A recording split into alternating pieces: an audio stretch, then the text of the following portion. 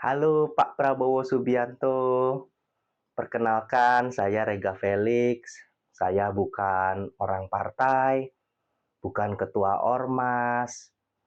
Jadi hanya rakyat biasa, bukan pengepul suara. Saya hanya dosen. Jadi saya dilindungi oleh undang-undang ya untuk bicara ini. Nah, saya baca nih buku Bapak berjudul Paradoks Indonesia beserta solusinya. Nah, di buku itu membahas mengenai ketimpangan ekonomi di Indonesia yang sudah sangat parah. Dibahas juga mengenai sektor pendidikan yang sudah sangat parah sekali. Bapak sangat fokus di sektor pendidikan di buku tersebut. Ini penting sebenarnya pendidikan. Pemimpin yang hebat juga di belakangnya ada orang hebat yang peduli dengan pendidikan. Misalnya Alexander the Great, itu dia sangat menghormati Aristoteles. Bangsa kita juga dulu pernah jadi bangsa hebat, Pak. Borobudur itu adalah pusat ilmu pengetahuan dulu itu. Nah, kalau kita bangsa mau maju, ya kita harus hormati pemikiran-pemikiran hebat. Soekarno-Hatta itu pasangan presiden dan wakil presiden duit tunggal yang memiliki pemikiran yang sangat hebat masing-masing. Nah, kalau Bapak gimana nih? Sepadan nggak dengan pasangannya? Karena kan nanti akan masuk buku sejarah, Pak, seperti Soekarno-Hatta. Dua-duanya hebat, harus orang hebat. Jadi, presiden dan wakil presiden harus menulis juga, harus punya karya yang hebat. Ya, biar tidak timpang, Pak. Jangan cuma baca buku komik saja. Jadi harus benar-benar membaca buku-buku hebat dan memiliki pemikiran yang hebat. Nah, saya baca nih Bapak ini punya pemikiran, punya buku. Nah, solusi di dalam buku tersebut, buku yang Bapak buat, itu adalah pelaksanaan pasal 33 Undang-Undang Dasar 1945 secara konsekuen. Bapak juga menyatakan bahwa negara harus menjadi pelopor, yaitu melalui BUMN. Nah, BUMN inilah yang nanti akan menjadi pelopornya, penggerak-penggeraknya dalam mengolah kekayaan alam supaya tidak bocor. Jadi bukan di kelompok-kelompok. Saya yakin lah, Bapak pasti ingat nih pas menulis itu. Dan sadar, menulis itu tuh sadar. Janganlah misal ada pejabat mau gelar doktor pakai joki, di cancel gelar doktornya. Saya yakin Bapak nggak mungkin lah kayak gitu. Nah, sekarang juga banyak nih Pak, fenomena profesor abal-abal. Oh, ini bahaya, ini bahaya banget.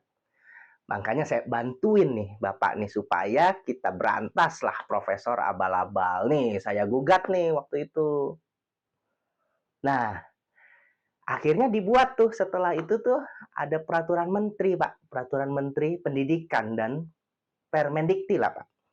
Di akhir masa jabatannya menteri yang lama, Pak. Dibuat tuh peraturan menteri mengenai karir dosen tuh. Nah, hilang tuh syarat profesor abal-abal yang ngaco-ngaco kayak tacit knowledge akhirnya dihapuskan. Lalu di situ juga dijanjikan gaji dosen dinaikkan. Yang swasta naik. Terusnya yang PNS juga naik, Pak. Pokoknya dosen sejahtera, dijamin. Wah, kami langsung melihat sebagai dosen nih, ada harapan nih dengan adanya peraturan menteri. Lah kok dievaluasi kembali di prank nih ya? Ditunda. Wah, kemarin buatnya gimana Pak? Ini mau ngeprank atau enggak ya?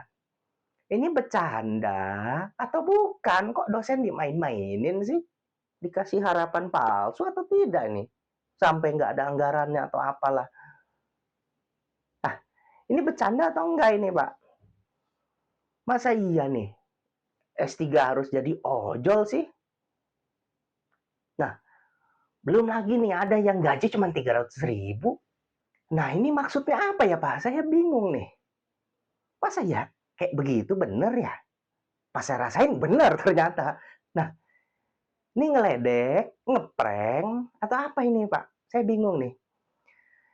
Kalau kita jadi pemimpin tuh, janganlah kita ngeprank-ngeprank, menjanjikan tahu-tahu enggak, dan lain sebagainya. Apalagi ke guru atau dosen, amit-amit. Janganlah. Kan Bapak nggak mungkin lah, tuh lupa di tahun berapa tuh, 98 tuh. Pak Harto lengser tuh. Loh itu kan mahasiswa tuh yang lengserin tuh. Ya kalau nggak ada dosen juga mahasiswa nggak akan gerak. Pasti kan dosennya ngasih tahu nih, begini, gini, gini. Lah langsung gerak. Lengser. Masa lupa sih gitu. Masa ya rakyat di prank dosen lagi, waduh. Bahaya Pak kalau udah dosen. Janganlah di apa? Diledek, di prank, dijanjiin ternyata enggak ya, jangan. Nah, gini nih. Untuk riset, saya baca buku Bapak ini susah nih karena judulnya paradoks, Pak. Muter-muter jadi kita harus memahami paradoks nih. Makanya saya cari lagi nih bahan untuk riset paradoks Indonesia. Saya googling lah, cari bahan-bahan. Nah, saya nemu nih, Pak. Artikel di jurnal. Harus berbayar nih, 39 euro. Pas di kurs kerupiahin 600 ribuan, Pak. Untuk sebuah artikel ya, artikel berapa halaman doang. Lah, gimana ini? 2 bulan gaji dosen dong. Ini gimana kita mau beli? Nggak makan kita nanti kalau kita cuma jadi dosen. Makanya nih pemerintah ngeledek ya, dosen digituin. Ah, kamu mah segini aja lah. Ini maksudnya apa nih? Makanya saya bingung nih. Mau diapain nih dosen ini? Atau pemerintah yang mau diapain gitu kan? Nah, gini nih. Ya udahlah, kami rela lah. Misalnya nih kami rela. Kami ingin ya mahasiswa kami jangan digituin lah. Nah, jadi pingin mereka tuh punya masa depan nih, murid-murid kami. Lah, Gen Z kan murid kami tuh. Yang nganggur berapa kok dianggurin malah, aduh. Ini serius gak sih negara nih ya? Saya kemarin tuh minta tuh, seleksi fair, transparan dan akuntabel tuh pas saya ikut seleksi pegawai. Ditolak. Nih, ini gimana? Pas kita dengar berita lagi, loh terus yang nggak diterima malah jadi backing judi online nih. Ini gimana? Udah ngaco kan? Akhirnya apa nih kalau didiamin nih?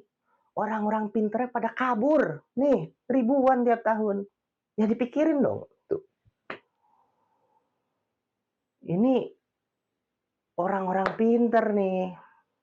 Pak Prabowo. Serius deh nih. Ini masalah serius nih. Kalau nggak diselesain secara serius, nih dioseng-oseng dikit nih jadi Indomie Bangladesh nih. Ini makanya nih harus dipikirin secara serius nih. Hati-hati dengan paradoks. Kalau kita salah memahami paradoks dan mengatasi paradoks, bisa meletus nanti.